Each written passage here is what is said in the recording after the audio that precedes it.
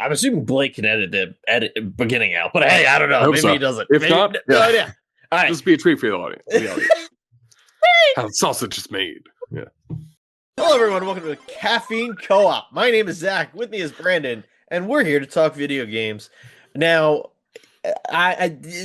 great start, episode 1. Just coming out of the gate here. Yeah. You may or may not know us. Brand new YouTube channel. Super excited to be here. Not our first time making the sausage, as Brandon said. No. Yeah. But, not our first time, but the first time out of the gate. We turned into horses from the last time our fans have heard from us. We are now horse racers. Well, the bets are in. We are the horses themselves. Yes. Bets are in. Brandon is in the lead, and somehow I'm in third. I don't know what's happening here. It's a bummer. Blake second. Yeah. We are two massive dorks that play video games. Yes. My credentials can be seen on the back wall in the form of Star Wars, as well as Sports Philadelphia credentials. You never know. But if fun for the fans, can you figure out who that picture is? I am with. It is a celebrity. I'll let you try and figure it out. I love this. The first edition of Zach's Riddles of I Spy with Zach. That is amazing. I didn't know we were doing this now. I also don't know. I will ask. I did not tell Brandon. I'm not going to tell him either. I'm going to make it. He's got to play the game. He's got to log on and put a comment if he can figure it out. I will let the audience know. Zach has told me before we started recording, I'm going to be mad at him this episode. This is like a Hitchcock movie. We don't know when it's going to happen, but we know it's coming. So we'll see. So I appreciate Brennan trying to steer us in the right direction here, because we are a video game podcast that has not given an introduction in our first episode ever of this YouTube channel. So that's, fantastic. New I don't know. Here we are. We are. Look. All right. Real talk. Let's get real. Rain in. We have had a love for all things video games, comics, dork stuff, and we have been sharing it online for years. We have had ups and downs, and we are back. Is the best way to put it. Like, we're back is just such a great. Like, we're back, and that's my episode title. We're back. It has to be, dude. Like, it has to be at this point. Like, I mean, it's one of those things where, look, this is a new start for us. I'm very excited to be opening this book back up because we're back is just the best way to put it. And with a video game podcast, one of our segments that has always recurred is our segment called "What Have You Been Playing?" Buttons to books. What have you been playing? Yeah, that's our recurring segment. I want to see if I could break you with that. But you make a great question there. What have you been? Let's break that down. What have you been playing? Now, in my TED Talk, we're going to be talking about those words. What? Where does what come from? It's one of the oldest questions in the book. The good book, you could say. The dictionary. One of the best books. But you know what? I'm using too many of those words. I'm going to throw it back to Zach to let him finish the rest of what you've been playing as the introduction. I think that's all. I think we're done. That's the introduction. We're good. That's the segment. Wrap it up. I'll open us off here because Brandon alluded to. I'm gonna piss him off a little bit. Maybe I think I might stretch out how the emotions are going. By the end of this, he might be performing an unalive on me, myself, and I. Like you never know. We might have some confrontational here. I think the best way of saying this is I actually meant to have it with me. That I'm so bad at this. This whole thing is a sham. I'm not a podcaster. I don't know what to tell you. Brandon, I got before the holidays a certain something. Let's talk about the Nintendo Switch 2. You didn't. I did. And Brandon might have every right to call me anything he wants and hold it over me because I very, very, very adamantly was against getting a Switch 2. Very adamantly against getting a Switch 2. This is perfect. Honestly, I was very public about it too. Very, yes, very hated everything about it. Hated the games involved in it. Hated everything. And I will tell you right now, the spoiler of this whole thing is, I regret it. I regret getting the Switch too. Oh So, no! if I can do anything today, I hope it stop people from getting a Switch 2. I think we're already over that hurdle, but like I've been holding on to this for Yeah. 2 months, 3 months now. Like I don't know what we're at, but like it so for I had major fear of missing out syndrome. I forget what exactly Mm, inhibited it because I had no interest. I nothing right. about it. Like I was like this is everything's bad, right? I talked about it. I said I didn't That was like their it. slogan too. Everything's bad. Everything's bad. I don't remember what happened, but Right. I had the chance to get one. I saw it at Walmart and I was just like, oh, fuck, I'm gonna do it. I'm gonna do it. And How much I was it when you saw it? I'm just it curious. was the 450 full price. That's not bad, I It's gotta that's say. what like I didn't second hand. I am very I still have not No. bought a scalped console in any generation. Like I was not gonna Actually, get no, that's awesome. I was not gonna get the Switch 2 at $800 or something like No. that. No, But it no, was no, just no. one of those like I had it was there and I was like,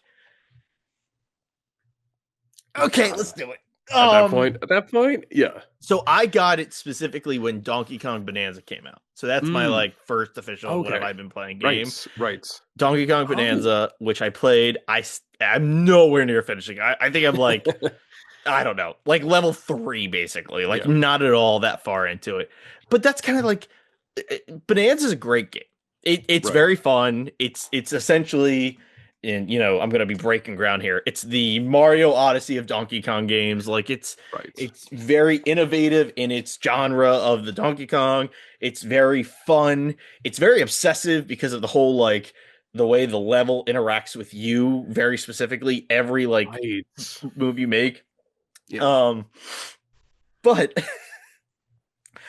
it it's still I have 3 games technically. I also have Mario Kart World and I also have Pokemon ZA. I haven't played either of them. I haven't played them yet because Mario Kart World I got to play with people online and I haven't played with anyone. And Pokemon ZA I just haven't gotten myself to play. And Oh, yeah. it's like, dude, it's just not worth it. It's just not like for another big thing is that Yeah. like there's no media apps on the Switch 2. It's Right. strictly the games. And while it's like it's it's definitely like brighter, faster frame rate, all that's like all the improvements are there. It is Yeah. that thing, but like I like Valerie will be playing her Switch 1 and there's stupid things like, oh, I can't use my controllers to play with her if I decide to jump in her game because I Right. have the Switch 2 controller. Like none of it's backwards compatible because Nintendo went so proprietary with this generation. Right. And I just it has ruined it for me to a degree that I am very contemplating like selling slash giving it away, like not for a profit obviously, but just like getting Right. rid of it Right. and getting a Steam Deck instead, which Ooh. is just like I just dude, the Switch 2, it was just I was so I couldn't fucking I could believe I did it and I I did. It can't was blame you. I can't blame you. uh, It happens. And no, it hey, doesn't. I just okay, that's fair. dropped $450 into It Walmart. happens. It Yeah. I happens. don't know what I'm saying. No, it's I mean, I get it. I think it's the life of a gamer is we take chances on stuff and but I think you got the right mentality even though it didn't work out with this and I got to be honest and a lot of previous listeners will know but new listeners will soon find out I have a problem I'm a very much a Nintendo person like through and through so to the point I am shocked that you were the one who got the Switch 2 before me but I'm also very stingy and but I think especially at this where it's not to underline our premise of the podcast, that we are, regular blue collar gamers. I mean, well, that you go what I'm saying. We're the Bruce Springsteen We're of we a podcast we of pay with game what we podcasts. play. Yes. Like we're not nothing's like, and I think that's very like true. Like we have always actually like tried to play things, try to give things chances, try Yeah. to like, Yeah. and again, you mentioned like you've always been a Nintendo guy. Yeah. You I would say grown on a lot of Nintendo stuff, and Yes. it's a very important part of who you are. I think there's a lot of people that have said that.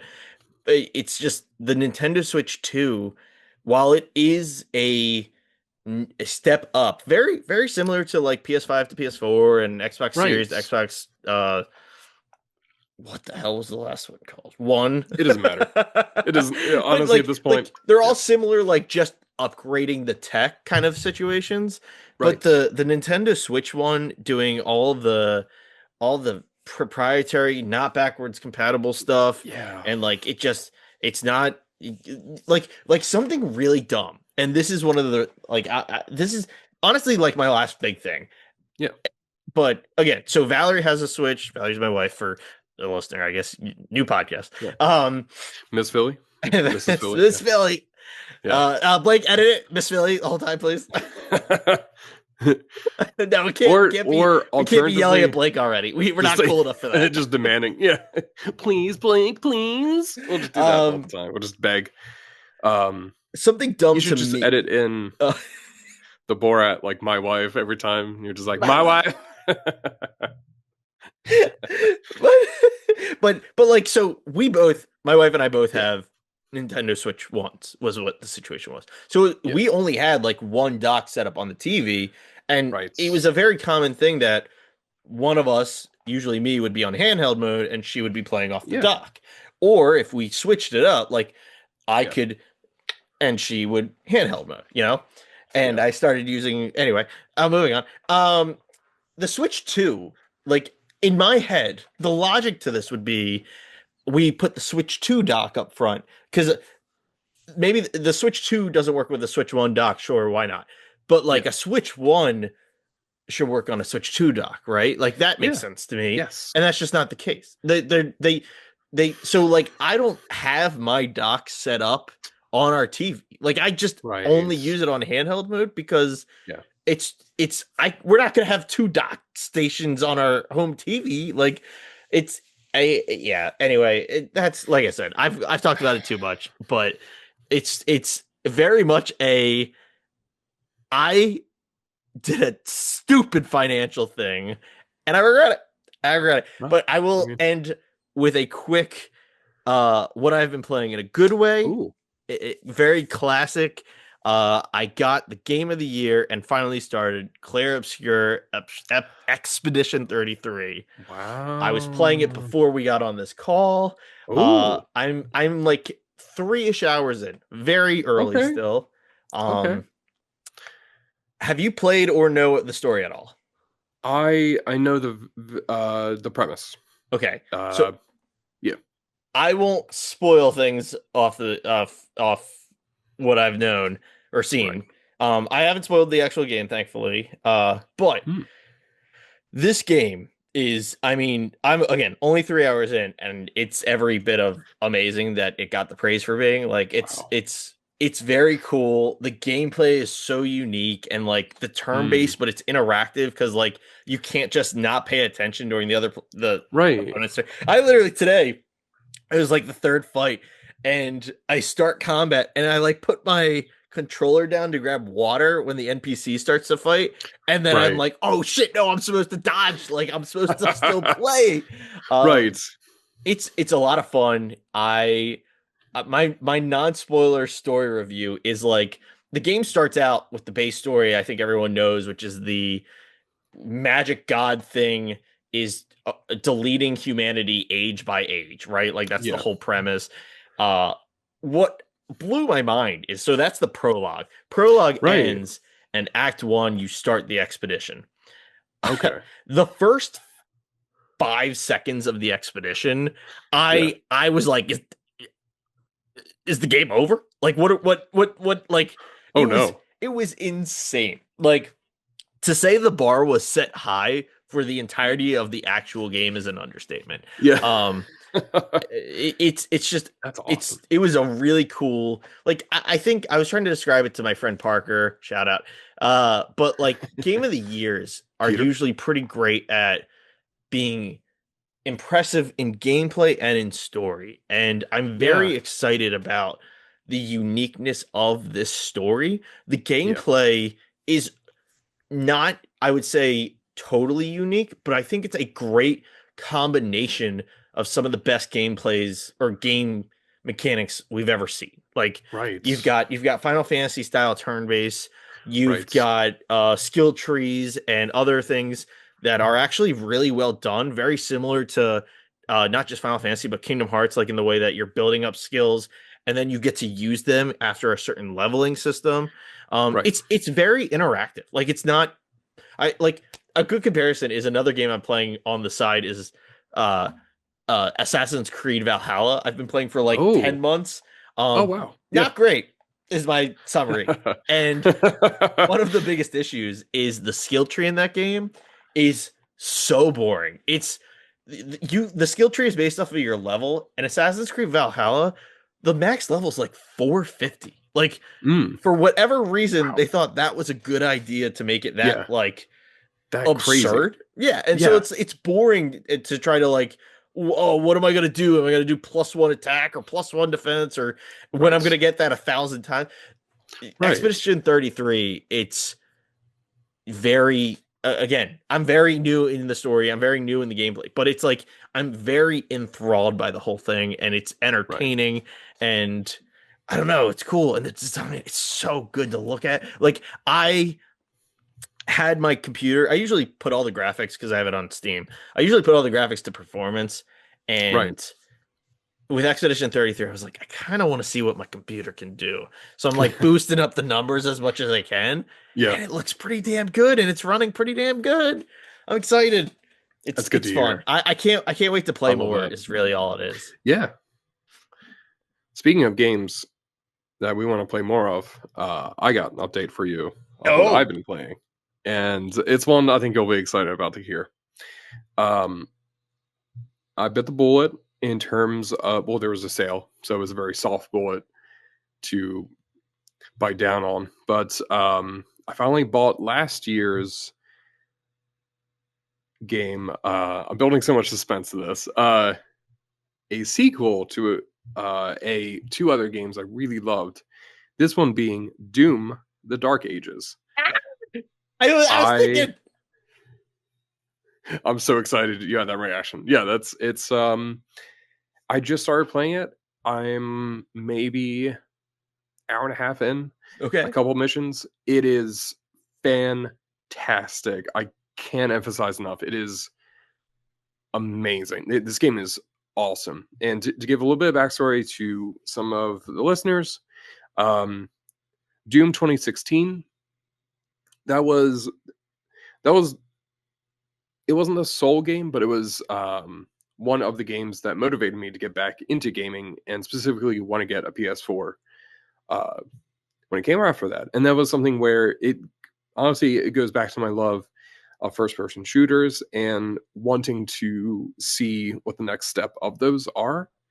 Um, and Doom 2016 felt like, oh, this is something new and fresh and different.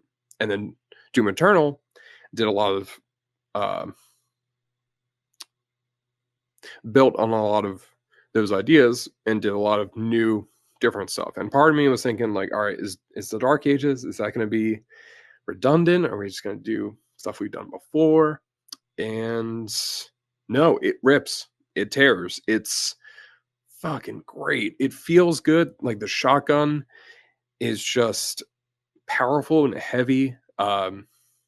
They throw a lot of mechanics at you very quickly, which I will say can be a little overwhelming, but also a lot of fun because it feels like I think something I really appreciate is how much of it feels very kinetic in terms of the movement feels very also connected to the combat in a lot of ways, where I think it feels more deliberate, but has a stronger um, a stronger punch to a lot of the impact, either from the guns or from some of the new things you can do. Like you get a shield that you basically get to you get to Captain America like shield bash people, and it feels great. You just like you can bum rush them, just they just Doesn't it have a explode. saw blade on it? Yes. Oh, yes, it does. And it's awesome. You get to throw that thing like right into monsters and like fling that thing back. You get what they call a power gauntlet, which I thought you already had one, but you get a more powerful glove on top of your glove. Um, it looks like the Infinity Gauntlet, but like with an Assassin's Creed like blade coming out of it. It's great. Yeah.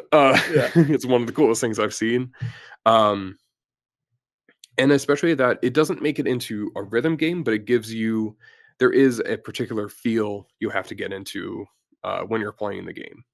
Definitely one that is a lot of different mechanics you have to balance in conjunction with each other, where you have to look out for a lot of signals and a lot of like characteristics on the enemies. Like there's times where you will get like a combo because of your melee. You have to time it in a way where you get like the glory kill, all that kind of stuff. So it has all of those elements from the past or the from the recent Doom games. They also have I have not gotten to this section, but you do get to ride a dragon in several parts Oh of shit. the game, and it's like Shit. a Doom dragon. You also get to pilot a mecha version of like the Doom Slayer. It is a, and that's one of the things that you would usually think those sections, and I've only gotten to play the mecha section. You think like my initial thought would be those sections. I'm a little cynical where I would be like, they'd be not great, or like they would be put in there to buffer between the next level. I'm very happy to say those levels are awesome as well. Like they really really work. You feel the movement of it really well, where it feels heavy and very much like you do feel like you're an actual mech. You're fighting giant monsters and just punching the hell out of them. Yeah. Pun not intended. You straight up like Emperor Palpatine, one of the monsters, where you just like throw him into a big like shaft. Yeah. It's awesome. Makes you yeah. It was just one of those things where it's just like saying all of that and how much I love the gameplay. I want to like, and this is not a situation where I'm going to be like, but there's some other gameplay thing that like the gameplay. I am like astounded by. There's nothing I can say wrong about the gameplay. What I can say is that I don't understand the story at all. It doesn't make any sense. And I'm trying so hard to follow. I Yeah. followed all the cutscenes in Doom Eternal. This one, I am so far out of my depths in terms of Doom lore. There are so many terms being thrown around that I am trying to keep up with, and it feels like I'm reading Jonathan Hickman's like Avengers again, where it's just a lot of terms and a lot of information where they're like, we cannot let the maker get the Sator key. It was like, that would overthrow the council. And I'm like, yeah, that does sound bad. Yeah. Dude, when they would go on those, like when Hickman's Avengers were talking to, I don't remember their names, but like The it was like makers or the Omega and builders? something. The Omega Mutants? Yeah, the like gold person Oh, and like yes. and I Um, don't remember the other one. that was the builders. And But like they would have like full pages of dialogue, and it would yes. just it would get to the point where I'm like, all right, I think I could just skip this page. Like there's just a little too much dialogue going on in this comic All right right, now. buddy. I think I get the point. Let's Yeah, get let's back to that get awesome joke Spider-Man made about being poor. That was funny. honestly one of the best bits in his Great, entire great. run. Like, That those two back-to-back panels, the yeah. Wolverine, we got beer, Spider-Man, we got money. Oh, thank Oh, God. thank Like God. Perfect. Perfect scene. anyway. But I get what Yeah. you're saying about like the dialogue being kind of overwhelming in a way that you're like, am I supposed to follow? Is this something we're gonna find out? Yeah. Is he supposed to be important? Is he significant? Do I recognize him from something? Did you rub my Um, lamp? did you? Yeah. So yeah, it's been. I mean, gameplay wise, no notes on all things. It feels tailor made for me. Really excited to get back into it. Definitely like I was very tired when I was playing it, and that definitely didn't help. Where I was definitely like falling asleep as I was playing, which is crazy to say with a game like that, Yeah. falling asleep with. But that's how tired I was. Where it was like where the game had like demons like screaming at me and like throwing fireballs and like riding warthogs and stuff like that, and I'm like, sure, oh, where am I? And then just having Miss to, Dodgers. yeah, oh, I I'm just doing it in my sleep. Yeah, I will say I'm curious if you agree or disagree with this. I do remember a critical reception of Dark Ages. I remember one of the things being that while it's still good, the music didn't hold up to the rest of the series. Do you agree or yeah, disagree with that? immediately. Yeah, Like absolutely. It's again, definitely good, but like good, but doesn't feel as propulsive as the Mick Gordon soundtracks from Doom or Doom Eternal, which I know he only worked on a little bit, but it feels like it's an impression of the previous music without really pushing it okay. forward in a way that Yeah. is like interesting or like so like solid but feels, and this is gonna sound harsh, a little placeholder esque in some parts where it's like, yeah, I guess this is, it's like the off-brand Doom. It's like, it's like we got Doom at home, but it's like spelled like Duum. Like, oh, I guess that's fine. It's the bag cereal of Doom. You're like, I mean, yeah, it's kind It's of the not same, but bad, but like I wanted Doom I kind of Guy. wanted that. Yeah. Yeah, yeah.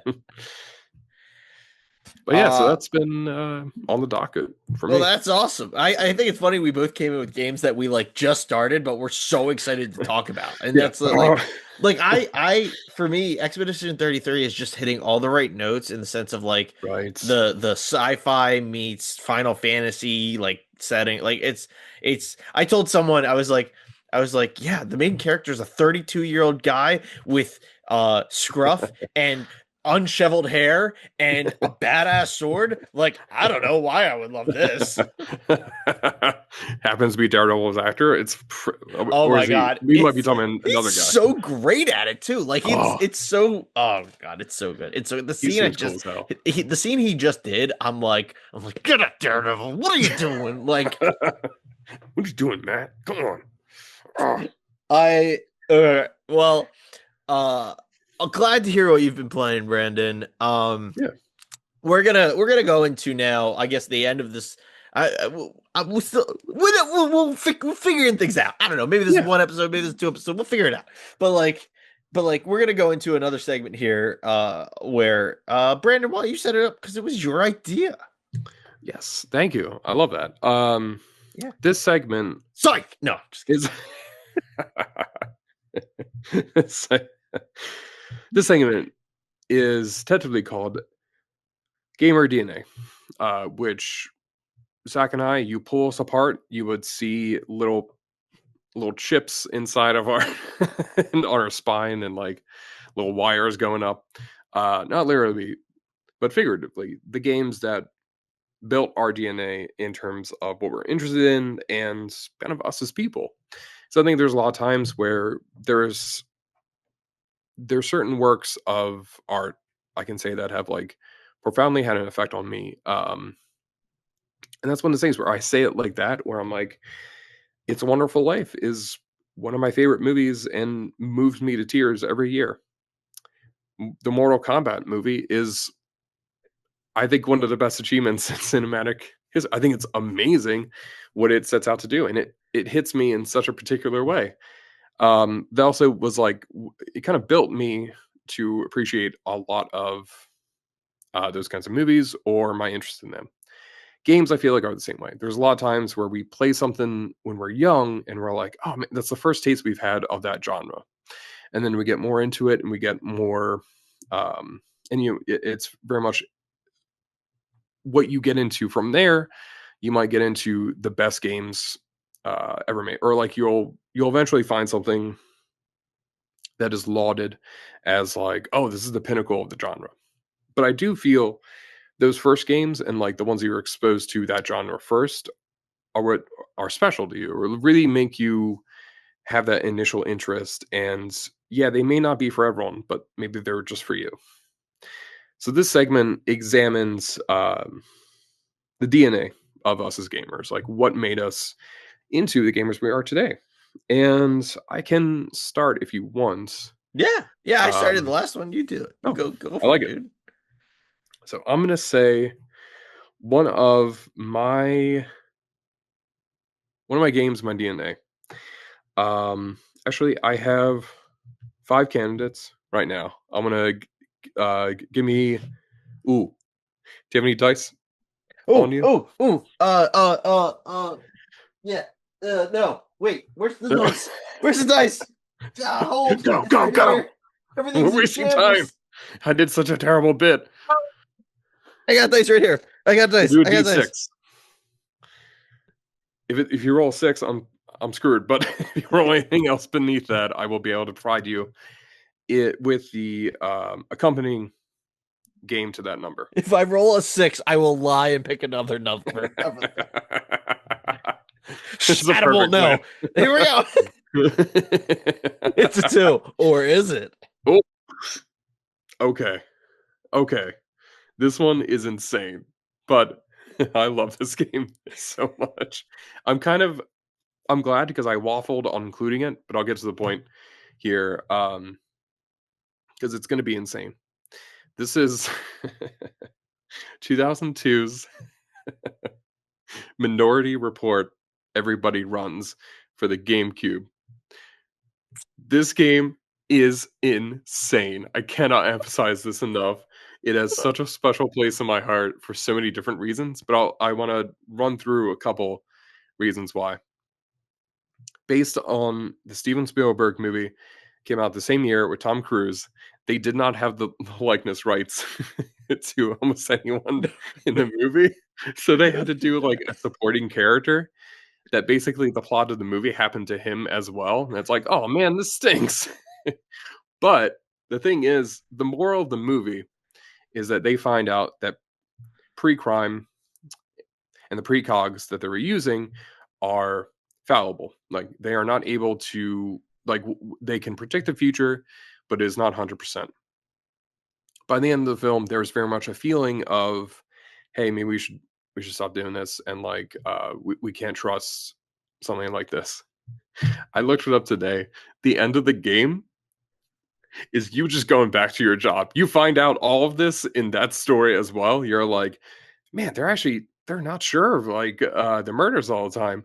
The end of the game is like, well, welcome back on board. You're good.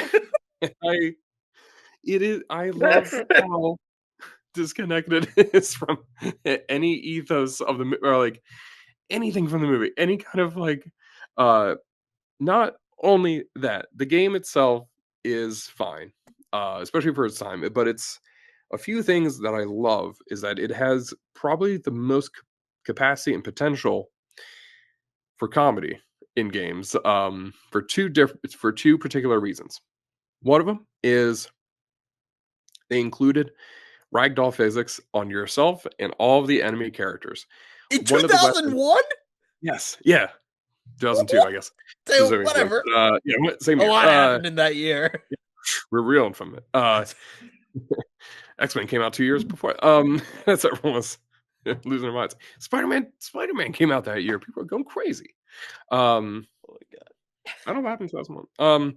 But one of my favorite parts is that like enemies have ragdolls, you have ragdolls, physics, all the weapons you have, and this is true to the movie, is that like you don't want to kill the cops. You have non-lethal weapons that just kind of like throw people around the room. And you have a So, jetpack. so I'm watching gameplay of this while Brandon's describing ragdoll physics.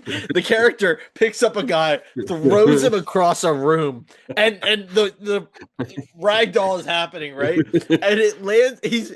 I'm curious if you're gonna recognize what I'm gonna tell you. He hits ice sculptures that shoot out from the physics because he hits them, and the ice sculptures go outwards too.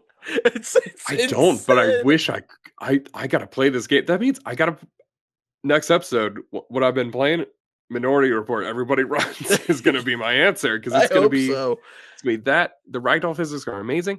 The second thing is they went nuts with the extras as well, where they included a lot of alternate character skins. My favorite being that you could turn yourself into like a robot man, where we just had like a silver face and like red eyes. You could also turn yourself into like a lizard man, which made for one of my favorite instances of the cutscenes at the end of the game. Your alternate skin will show up in those cutscenes. So it's just people having very serious emotional conversations with a lizard man staring back at them. And especially there's a moment near the end where he talks about, he's like, I can never go back. They changed me. And in the original cutscene, he's very emotionally scarred and like mentally has been betrayed. In this one, it implies they turn him into a robot, and that's why he's mad. And that is, I think, they just went balls to the wall, like everything. They put everything into that game. The robots I'm seeing him fight right now look straight up like battle droids from Star Wars. They probably just like snag those assets and like, yeah, sure, fine. It's like it's the same. Oh my god, these ragdoll physics just got thrown out. It's precursor to like Force Unleashed level. Like yes, oh my god. You remember the stormtroopers for that one? Yeah. It was like it's so cool. They react to your lightsaber. I do love that game. Just say I've been wanting to play that again recently. It's always on my Steam account. I never don't have it down. It's never been it's at the ready at all times. It's like but yeah, so it's, and fun fact, the developer of that game similarly also released Spider-Man, the movie tie-in game that year, which is also great. They also worked on Spider-Man 2. They also worked on, I think coming up this year, Call of Duty Black Ops 7. This is Treyarch who made this game. Swinging a miss on that one from what I've heard. Oh, I mean... Oh, Black Ops 7 is supposed to be terrible. I don't know if you know that. No, mostly just connecting the thread in terms of like... Oh, sorry. Where they've come from. Maybe we cut that. I didn't mean to like... I didn't mean to trash that. And then it's a very cool company. I'm sorry. No. We're not. You know what? Dump it. I played the last Call of Duty Black Ops. I didn't like it. That was bad. Mostly wanted to mention because I think it's cool I think they should go back to their roots and put Lizard Ben into Call of Duty and ragdoll physics. Yeah, definitely. So that is one very small piece of my gamer DNA. And I think we'll have to catch up on the next one next time, folks. So again, thank you everyone for listening to Caffeine Co-op. We hope we can become your new video game podcast, and we appreciate you all for listening. We haven't talked social media things, so there might be something in the description or not. I don't know. Did you watch till the end? Look for yourself. Fuck you. All right. Bye, everyone. Bye. I loved it. Perfect. All in. Perfect. All in. Fucking back, baby. Yeah. Absolute Caffeine Co-op. That's what the energy we're going for. Yes. We're both exactly jacked. Right. Yes.